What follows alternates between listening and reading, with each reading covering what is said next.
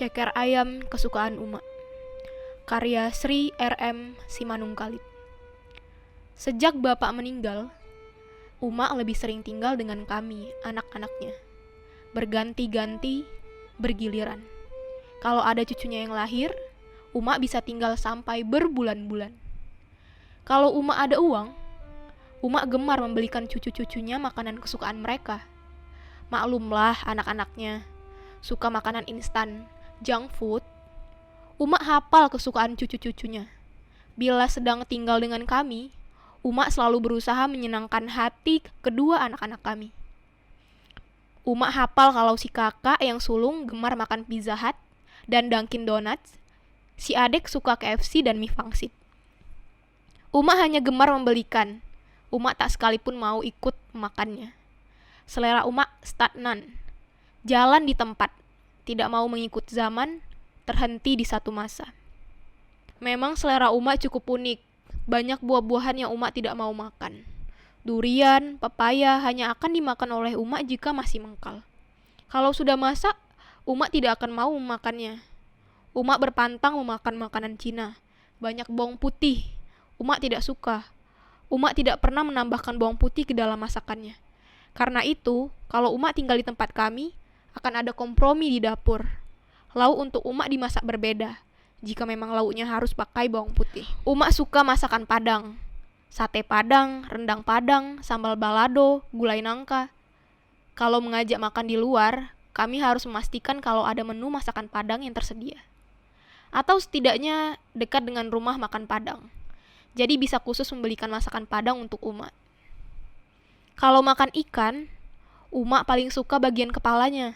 Mau ikan mas, ikan jair, ikan rebus, ikan tongkol, dan segala jenis ikan. Uma akan mengambil kepalanya. Meskipun tak sekali dua kali Uma terpaksa harus dibawa ke dokter karena tertelan duri kepala ikan. Uma tetap setia memilih kepala. Tapi kalau makan ayam, Uma paling suka bagian cekernya. Sejak aku masih kecil, setiap kali makan lauk ayam, Uma akan berseru, "Jangan ambil cekernya ya, itu untukku." Dengan senang hati kami akan menaruh kedua ceker itu ke piring Uma. Siapa yang ngiler dengan ceker ayam? Diam-diam kami merasa senang dan bersyukur. Berkurang saingan berebut empuknya daging dada dan paha. Maklumlah, kami ada 7 bersaudara. Ayam seekor itu menu mewah yang belum tentu sekali sebulan ada. Kalau potong ayam seekor itu harus cukup untuk lauk makan siang dan makan malam. Biasanya dipotong kecil-kecil, dimasak rendang atau gulai. Diberi kentang yang banyak, ayam sepotong kecil ditambah beberapa potongan kentang. Cukuplah untuk membuat kenyang semuanya. Dulu, aku sempat heran kenapa Uma bisa suka dengan ceker ayam. Tulang semua, tidak ada daging sama sekali. Enak dihisap-hisap, jawab Uma setiap kali aku bertanya. Dan memang setiap kali makan ceker ayam, Uma selalu menuangkan kuah gulai atau bumbu rendang yang banyak ke piringnya. Berulang-ulang ceker itu akan dicelup-celupkan Uma ke bumbu, lalu dihisap-hisapnya dengan lahap. Meski aku sendiri tidak bisa menemukan kenikmatan pada ceker ayam, aku berusaha untuk selalu mengingatkan kesukaan Uma itu. Aku berusaha untuk menyuguhkannya untuk Uma. Ketika baru menikah dan Uma datang berkunjung ke tempat kami, aku mewanti-wanti istriku tentang kesukaan Uma itu. Ternyata di kota lebih mudah mendapatkan ceker ayam. Di kota, kita bisa hanya membeli ceker ayam saja. Beda dengan di kampung. Beli ayam harus utuh 1 ekor. Maka aku selalu ingatkan istriku agar beli ceker ayam tambahan kalau hendak memasak ayam. Puaskan Uma kalau masak ayam. Hanya ceker itu kesukaannya, beli yang banyak. Aku bersyukur punya istri yang sayang dan hormat pada mertua.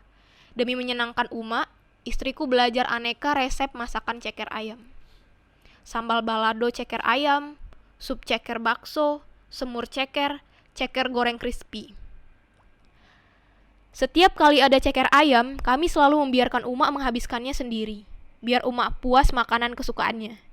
Habis, Uma tidak bisa menikmati makanan-makanan kekinian, semahal apapun harganya. Hari ini Uma sangat gembira. Kakaknya akan mengunjungi dan tinggal bersama kami untuk beberapa hari. Kami sudah menyiapkan tempat tidur di kamar Uma sehingga mereka bisa tidur bersama.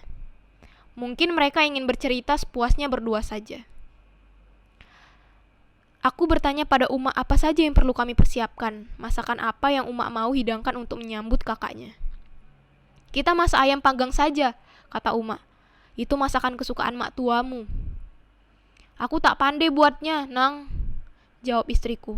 Inang ajari ya. Singkat cerita, jadilah ayam panggang itu dengan bumbu racikan Uma. Bumbu warisan leluhur katanya. Dengan semangat 45, kami pun menjemput mak tua di bandara. Uma berpelukan erat dan bertangis-tangisan dengan mak tua, melepas rindu yang menahun. Selama ini hanya bersua lewat telepon dan video call. Sesampai di rumah, Uma tak sabar ingin menjamu mak tua dengan ayam panggang masakannya. Uma duduk bersebelahan dengan mak tua. Seusai berdoa, Uma menarik pinggan ayam panggang ke arah mak tua. Kehormatan untuk terlebih dahulu memilih. Mak tua mengambil sepotong paha dan meletakkan ke piringnya. Setelah itu, mak tua mengambil dada dan hati ayam, lalu meletakkannya di piring Uma. Nah, ini untukmu, kesukaanmu. Kami heran dan memandang Uma. Si bungsu nyeletuk. Opung gak suka dada, Opung sukanya ceker. Mak tua menatap kami semua bergantian. Menatap Uma dengan pandangan menyelidik. Tawa mak tua pecah berderai-derai. Simon, bagaimana pula kau bisa dibohongi oleh umakmu ini? Mana pula dia suka ceker ayam? Kami 5 bersaudara, dan dia yang paling bungsu. Borussia Pudan, kesayangan Opung Dolimu, bapak kami. Kalau potong ayam, wajib dia yang milih duluan.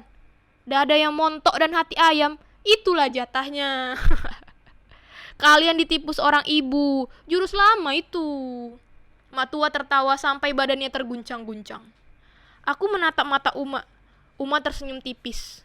Aku menatap rasa malu di wajah Uma. Uma menggigit dada ayam itu perlahan. Mataku basah. Aku buru-buru pergi ke dapur, menyembunyikan air mata. Istriku menyusulku. Mungkin heran kenapa begitu lama aku di dapur. Kenapa? Tanya istriku. Aku tidak bisa menjawab. Air mataku meleleh. Mengingat sepanjang usiaku, 50 tahun Uma memilih ceker ayam itu. Hanya supaya kami anak-anaknya bisa makan dada dan hati ayam itu. Bodohnya aku. Ketika aku sudah punya cukup uang untuk membelikan Uma daging ayam kapan saja Uma mau, aku justru percaya dengan dongeng tentang ceker itu. Bagaimana mungkin tidak percaya? Wajah Uma begitu gembira. Uma makan dengan lahap, mengisap ceker itu berulang-ulang. Istriku mengusap kepalaku. Sudahlah, tapi aku justru teringat akan kesukaan Uma yang lain, kepala ikan. Jangan-jangan, itu pun sebenarnya bukan kesukaan Uma. Astaga, betapa durhakanya aku yang tidak sadar akan sandiwara seorang ibu. Uma, ampuni aku.